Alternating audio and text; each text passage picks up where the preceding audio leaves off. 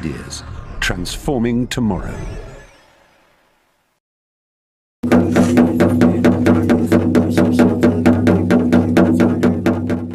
Here's the shaman that I insulted.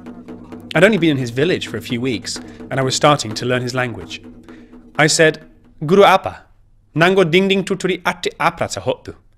I thought that I'd complimented his big hat, but in fact, I was talking about his genitals. The whole village laughed. The shaman eventually forgave me, and I learned a new word in an endangered language that was at risk of disappearing.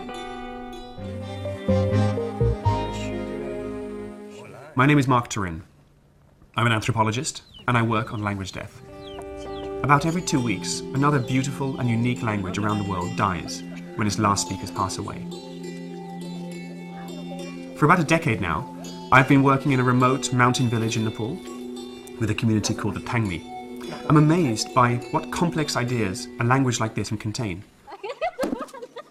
Tangmi is spoken by fewer than 20,000 people. Because it's never been written down before, and because kids in school are only learning Nepali, the national language, it's disappearing fast. I came to Nepal as an academic linguist to write a grammar of the Tangmi language.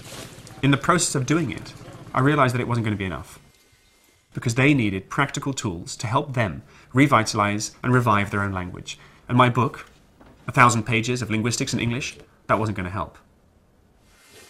So I put together a Nepali Tangmi English dictionary. It's the first published record of the language. That's now being used in schools, and I think is part of the process that's helping to rebuild a sense of pride in their language and their ancestry.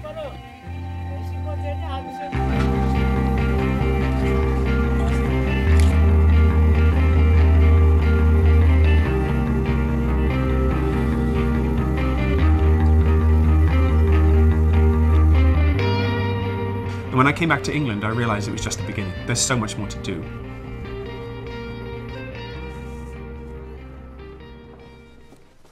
About 3,000 languages, half of the world's number of spoken languages, they risk dying, undocumented, just like Tangmi. Every single language is a unique snapshot of a worldview. There's botanical, medical, all kinds of scientific knowledge encoded in languages. Languages are really the vehicles for the transmission of culture. It's the oral histories, the songs, the mythologies and the legends. That's what we risk losing when languages die.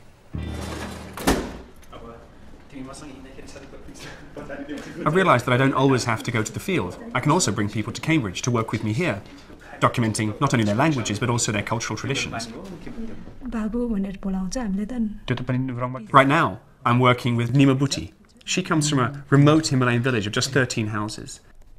In a community like hers, where social relations are so important, the kinship terms you use, the relationships between uncles and aunts and brothers and sisters, very important. Her kinship system is a view into her world. I'm working with Dr. Amchi Nima. He's a traditional Tibetan doctor from a remote part of the Himalayas.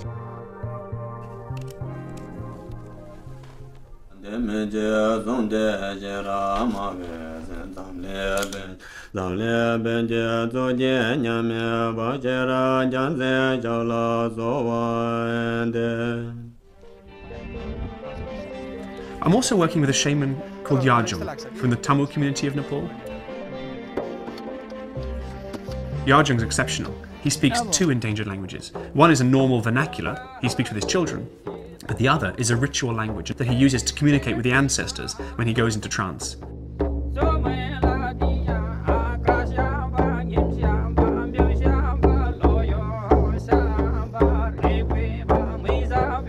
He's the last speaker of this ritual language.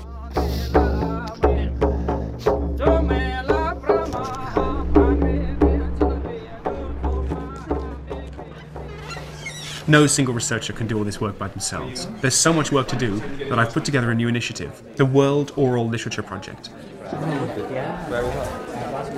The project was established in January this year, and I think of no better way to celebrate our first year of operation than this event. I'm based here in Cambridge. I'm bringing people together, experts from all over the world who work on endangered languages and endangered cultures.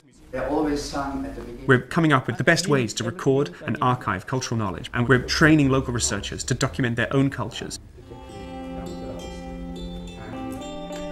This is really a unique archive. It's a snapshot of what it means to be human. This work has to be done now, before everything disappears.